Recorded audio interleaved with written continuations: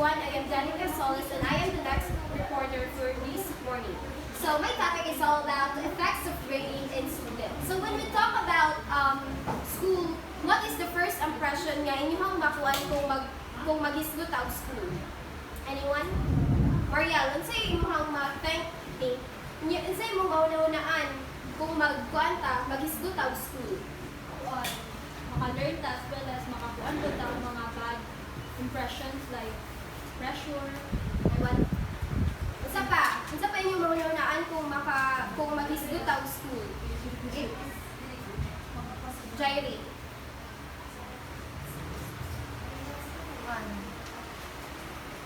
Yung ka school para naatay i-apas na grade. Yes, you probably think of grades. So grades are an important aspect of the education system. So I prepared here common pros and cons effects of grading of students. So first, we have motivation. So grading can serve as a motivational factor for students. The desire to receive good grades can encourage students to study, work hard, and strive for academic success. Grades can act as a form of external motivation, pushing students to perform to do best of their abilities. Diba kung dagot ang grades, mura tag mag-motivate. Then kung nag-excel, kintahin natin isa ka subject na nag-lack ta dito. Yung ubang subject kay nag-excel ta, di ba mura tag mag-motivate nga. Ako ani ipareho kanina subject, ako ni ipareho sa uban subject na nag-excel ko kay gamay ra ko grades, di ba mura tag mag-motivate. So mag-set a goal nga kanang ako ning dapat mag-study hard ko para mag-excel sa ding subject. Next one is goal setting. So grading provides students with a clear benchmark to measure their progress and set goals. So it helps them understand their strengths and weaknesses, enabling them to focus on areas that require improvement. Grades can serve as a feedback mechanism, allowing students to assess their academic performance and set targets for future achievement. So, mura ka nang mag-set na goal nga dapat i-excel na ko nga subject. Dapat i-save na ko ni siya sa ubang subject nga kanang murag high bitaw ang grades nimo. So mag-set ka og goal para mahibawan sa nimo ko unsa ang imong weaknesses at unsa ang imong strength. So competition and pressure. Grading system often foster a sense of competition among students. High-stakes evaluations, such as exam and tests, can create competitive environment where students feel pressured to outperform their peers. While competition can be a driving force for some students, it may also lead to stress, anxiety, and unhealthy levels of pressure. So, kinsay naka-feel of competition and pressure? Diba?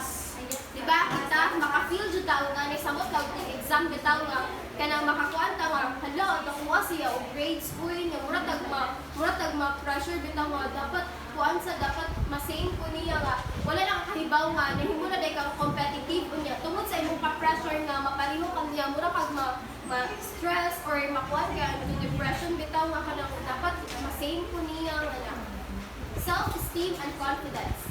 Grades can significantly impact a student's self-esteem and confidence. Positive grades can boost a student's confidence, validating their efforts and providing a sense of achievement. On the other hand, consistently poor grades or comparisons to peer can negatively affect self-esteem and discourage students, potentially leading to a decline in motivation and engagement. So kung dagko grades, mura tag maka-boost siya confidence, nga ka na, wow, dagwa ko grades, oy, di ba, may wala na ta. Well, on the other hand, kung makadawat sa tao ka ng gamay bitaw grado, so mura tag ma-low bitaw sa esteem, yan na, mura tag kuan, sa tag i-compare ka sa ubang students, bitaw nga, ganun, dili makaparihon niya nga kanang dagko kay siya grades, kaya ikaw kay gabay ra kayo, so mura kag ma-low imong confidence, ma-low imong self-esteem. Learning orientation. Grading system may influence students' approach to learning.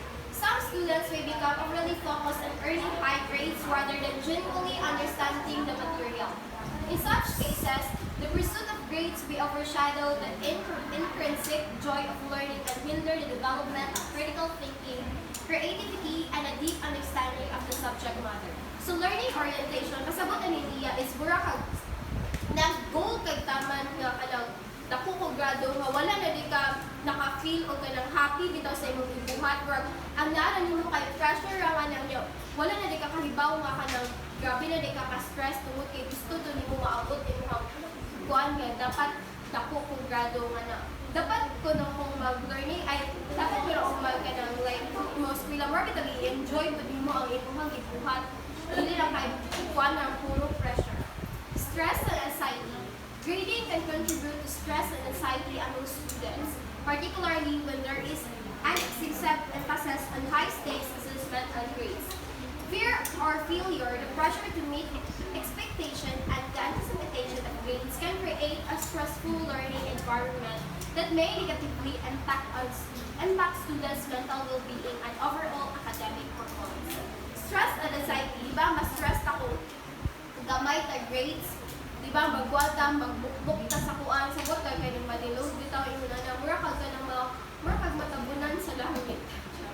Mura kag makuan, mura kag ma-low bitaw imong confidence ka kanang gamay ka grades nga lang mura kag makuan. Ano ma-stress ka tungod ana. The last one is feedback and draw.